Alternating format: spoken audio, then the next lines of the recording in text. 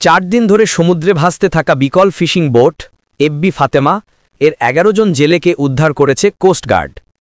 মঙ্গলবার 4 নভেম্বর 2025 তারিখ রাতে কোস্টগার্ড মিডিয়া কর্মকর্তা লেফটেন্যান্ট কমান্ডার সিয়ামুল হক এ তথ্য জানান। তিনি বলেন, গত 31 অক্টোবর 2025 তারিখ শুক্রবার লক্ষ্মীপুরের রামগতি মাঝঘাট এলাকা হতে এফবি ফাতেমা নামক একটি ফিশিং বোট 11 জন জেলেসহ মাছ ধরার উদ্দেশ্যে সমুদ্রে গমন করে।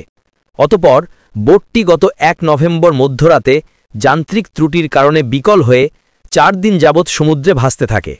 ফিশিং বোটটি মোবাইল নেটওয়ার্কের আওতায় আসার পর আজ দুপুর 12:30টায় উক্ত বোটের একজন জেলে কোস্টগার্ডের জরুরি সেবা নাম্বার 16111-এ কল করে সহায়তা চাইলে বিষয়টি কোস্টগার্ড অবগত হয়।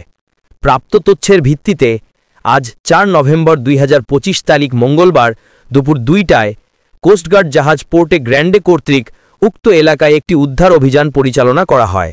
অভিযান চলাকালীন উক্ত এলাকা হতে 11 জন জেলেসহ বিকল হওয়া বোটটিকে নিরাপদে উদ্ধার করা হয় এবং জেলেদের প্রাথমিক চিকিৎসা ও প্রয়োজনীয় সহায়তা প্রদান করা হয়।